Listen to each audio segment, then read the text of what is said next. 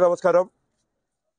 Telugu Desam party జాతీయ ప్రధాన కార్యదర్శి మా యువ నాయకులు నారా లోకేష్ గారు ప్రతిష్టాత్మకంగా చేపట్టిన యువగలం పాదయాత్ర మొదటిగా మొదలుపెట్టినప్పుడు వైఎస్ఆర్సీపీ పార్టీ నుంచి ఎన్నో మాటలు ఎదుర్కొని నడవలేరని చెప్పన్నారు, అవమానించారు, హేళన చేశారు. వీటన్నిటిని కూడా బద్దలు కొడుతూ యువగలం పాదయాత్రని సక్సెస్ఫుల్గా ముగించారు నారా లోకేష్ గారు. 97 నియోజకవర్గాలు తిరిగారు, 226 రోజులు, 2000 పైచిలకు గ్రామాలు తిరిగారు. అలానే మొత్తం 3132 కిలోమీటర్లు పూర్తి చేసుకొని మొన్న 20వ తేదీన ముగింపు సభలో భారీ ఎత్తున తరలి వచ్చారు ప్రజలందరూ. దాదాపు 5 లక్షల పైన ఆ ప్రజలందరూ కూడా ఆ సభకి తరలి రావడం జరిగింది.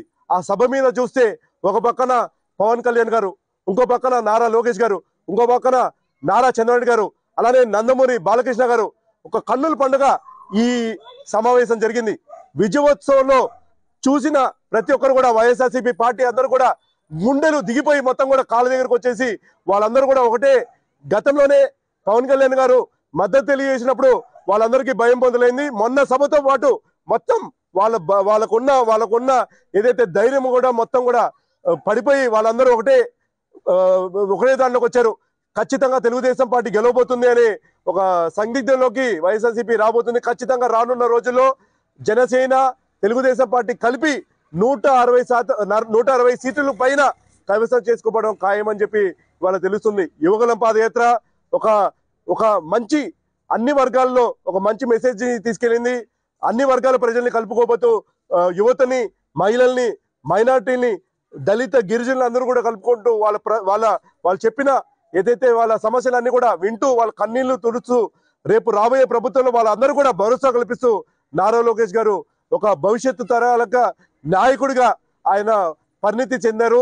నారా లోకేష్ గారు రాబోయే తరాలకి ఒక దిశ నిర్దేశం చూపించారు.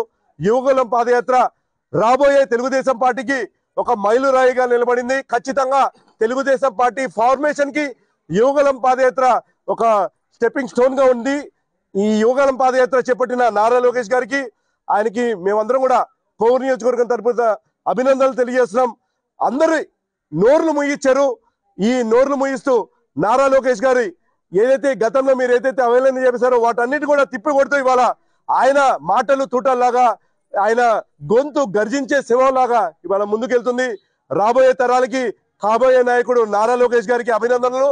అలానే ఆయన స్ఫూర్తితో మేమందరం కూడా ముందుకు సాగుతాం. ఖచ్చితంగా తెలుగుదేశం పార్టీ 160 పైగా సీట్లు కైవసం చేసుకోబోతుంది. దాంట్లో ఎటువంటి సందేహం లేదని చెప్పి ఇవాళ తెలియజేస్తూ ప్రజలందరూ ఇవాళ కోవూరు నియోజకవర్గంలో నుంచి తరలి వచ్చిన నాయకులకి, తెలుగుదేశం పార్టీ నాయకులకి, కార్యకర్తలకి, అలానే ప్రజలందరికీ, అలానే ఇతర నియోజకవర్గం నుంచి వచ్చిన ప్రజలందరూ కూడా పేరు పేరున ప్రతి ఒక్కరు కూడా నేను ధన్యవాదాలు తెలియజేసుకుంటూ సెలవు తీసుకుంటున్నాను.